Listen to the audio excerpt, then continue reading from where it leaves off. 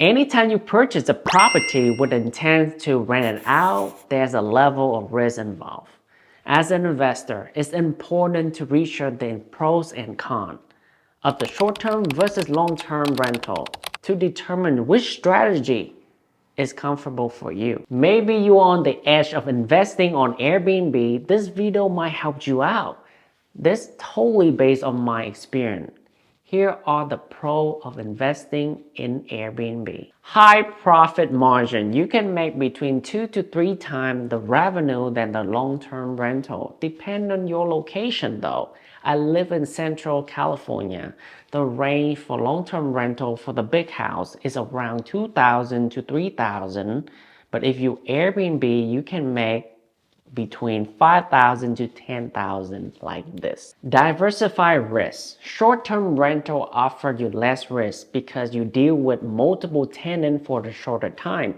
And Airbnb makes sure you will get money when the guests book your house. With a long-term rental, if your tenant lost their job or otherwise can't pay their monthly rent, you will force into paying legal fees your lawyer to evict them and possibly money without revenue. Let me give you my example. I have 2 houses in Oakland, California back in 2012. One of the house, the tenant could not pay off the rent, so we could not evict them either. We had to wait for at least 3 months to kick them out because there's such thing called tenants' right in California. It's a law. You can look it up. According to California court, the eviction process can take 30 to 45 days or longer.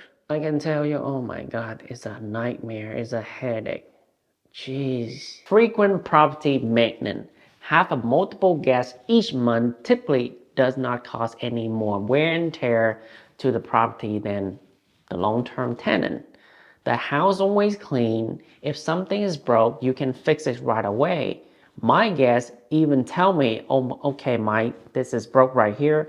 Then I go fix right away. If you plan to sell the house, your house already in a good shape and it's clean. Versus long-term rental, you can check only 6 months or 1 year.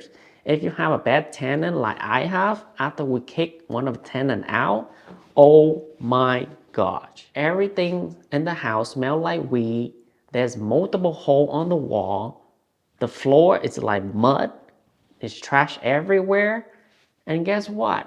I have to pay $20,000 to $30,000 to fix up the damage. Now that's a price back in the day. But now the inflation is high. I don't know how much you're gonna get. Probably more. Here are the cons to invest in Airbnb. Time consuming. Airbnb rental usually require a lot of work to manage. It can be passive if you have the system in place. But for now, if you're starting out, it's really active income, okay? It can take a lot of time for scheduled cleaning, adjusting rental calendar, like adjusting your price, and answer inquiries like I turn off all my notification on my phone. The only one app I turn it on is Airbnb. Why is that? Because I need to respond my guests. You know, I tend to respond my guests within 1 hour. So it's very important. And you have to do laundry. You have to do occasion repair and so on. When you have the experience, you can run passively. You don't need to be active, but you do need to set up the system so you can run automatic. For example, I send automated message to all my Airbnb house. Check in, check up, check out message, all automatic, sent out to the guests. Even the door pass code is automatic. Meaning every time they get checked in, they will give the new code. When they check out, the code will be erased. So I don't touch anything. Including the thermostat. You can set it up.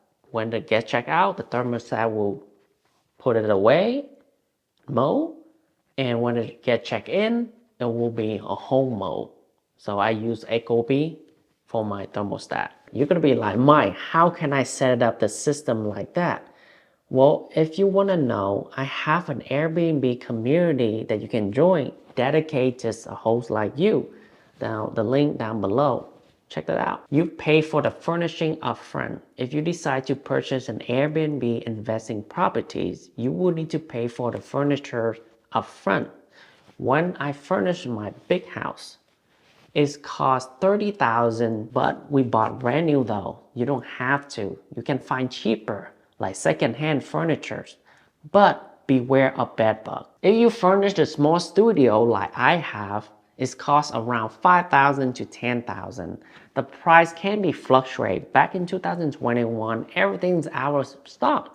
Remember at the port and cargo stopped completely. Everything out of stock. The material price went up. The furniture price going crazy high.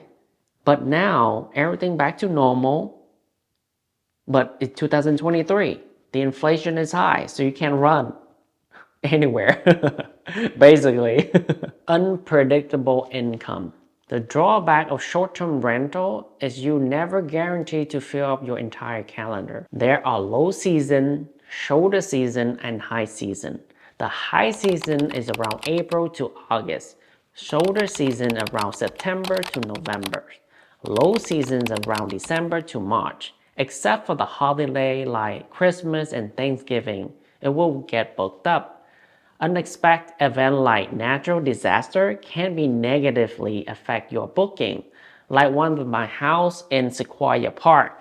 When the park caught on fires, it was horrible. So right now, there's a fire in Sequoia. It's crazy. Look at the smoke outside. Jesus, look at the sun right there too. Don't even shine.